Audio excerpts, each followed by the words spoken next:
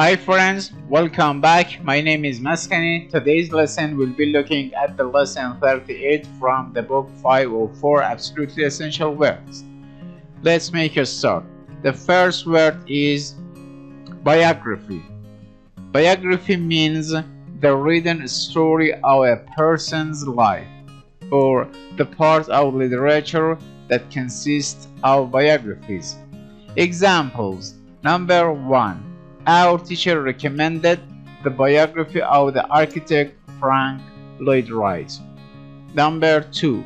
The reading of a biography gives a knowledge of people and events that cannot always be obtained from history books. Number 3. The biography of Malcolm X is a popular book in our school.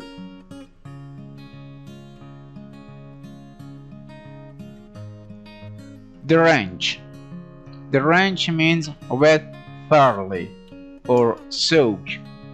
Examples. Number 1. A heavy rain drenched the campus and the students had to dry out their wet clothing. Number 2. The drenching rains resumed after only one day of sunshine. Number 3. His fraternity friends tried to drench him, but he was too clever for them.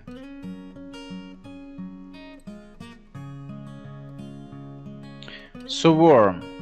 Swarm means group of insects flying or moving about together, or crowd or great number, or to fly or move about in great numbers. Examples. Number 1. As darkness approached, the swarms of children playing in the park dwindled to a handful. Number 2. The mosquitoes swarmed out of the swamp. Number 3. Our campus swarmed with new students in September.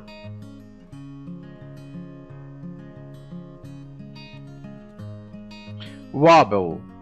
Wobble means move unsteadily from side to side. Examples. Number 1. Leader Perry thrust his feet into the oversized shoes and wobbled over to the table. Number 2. A baby wobbles when it begins to walk alone. Number 3. Lacking experience on the high wire, the clown wobbled along until he reached the safety of the platform.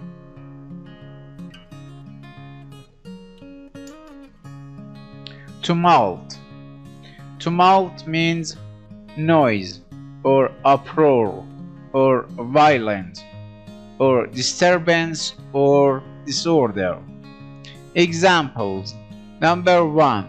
The sailors' voices were too feeble to be heard above the tumult of the storm. Number 2. There was such a tumult in the halls, we concluded an accident had occurred. Number 3. The dreaded cry of a fire caused a tumult in the theater.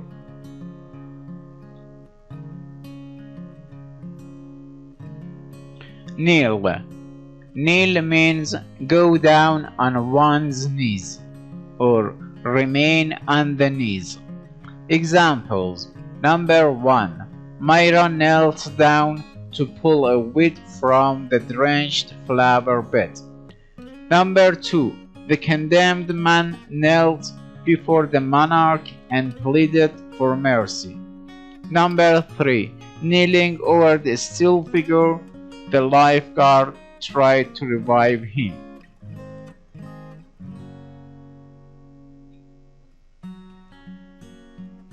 Dejected. Dejected means in low spirits or sad.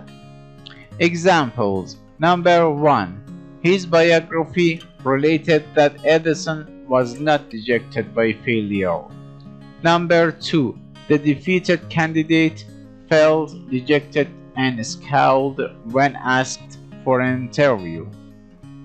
Number 3. There is no reason to be dejected because we did not get any volunteers.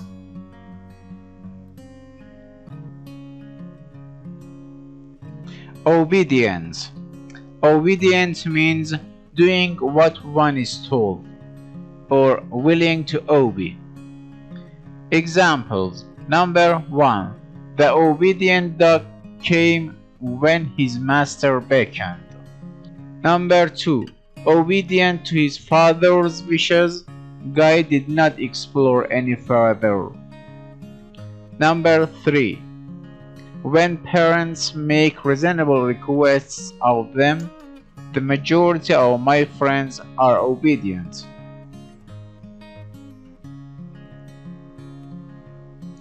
Recede. Recede means go back or move back or slope backward or withdraw. Examples. Number 1. As you ride past in a train, you have the unique feeling that houses and trees are receding. Number 2. Mr. Ranford's beard conceals his receding chin. Number 3. Always cautious, Mr. Campy receded from his former opinion.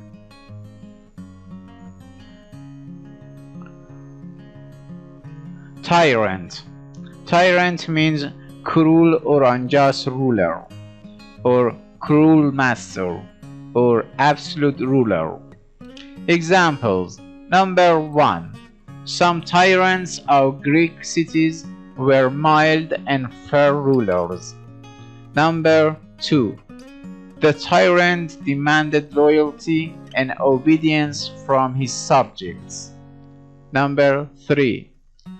Though Ella was a tyrant as a director of the play, the whole cast was grateful to her when the final curtain came down.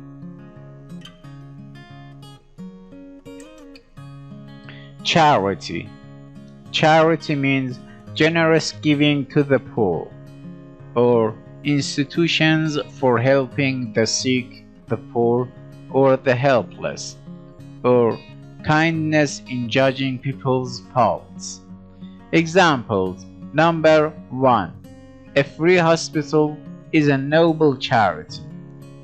Number 2. The entire community is the beneficiary of Henry's charity. Number 3.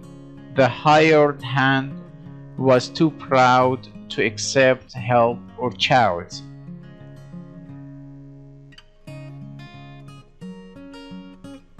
Verdict.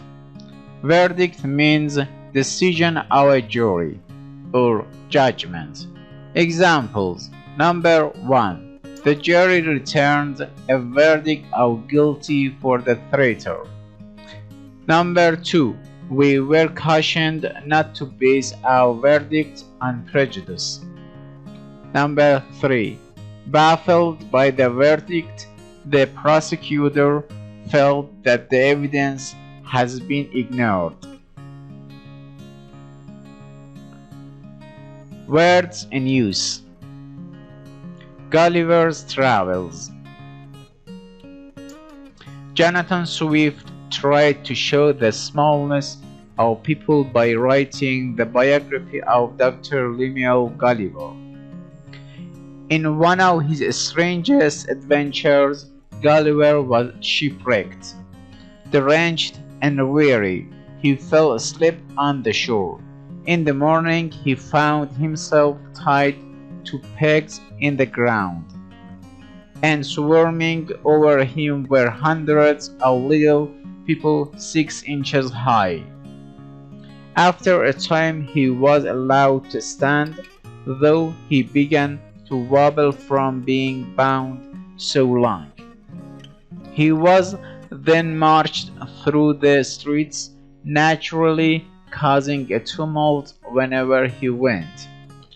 Even the palace was not big enough for him to enter, nor could he kneel before the king and queen, but he did show his respect for them in another way. The king was dejected because he feared an invasion of Lilliput by Blefuscu, the enemy across the ocean. The reason for the war between the two tiny peoples would seem small and foolish to us. The rebels of Blefuscu were originally Lilliputians who would not abide by the royal decision to crack their eggs on the small end instead of on the large end. Gulliver, obedient to the king's command, waded out into the water when the tide receded, and sticking a little iron hook into each of 50 warships, he pulled the entire enemy fleet to Lilliput. Gulliver late escaped from Lilliput when he realized the tiny king was really a tyrant with no charity in his heart. Oddly enough, the verdict of generations of readers has taken no heed of the author's attention in Gulliver's Travel. Instead, while Lilliputians are still the symbol of small, narrow-minded people, swift savage attack upon humankind has become one of the best-loved children's classics. Well, that's great. The lesson is over. Thanks for watching. I'll see you soon in the next session.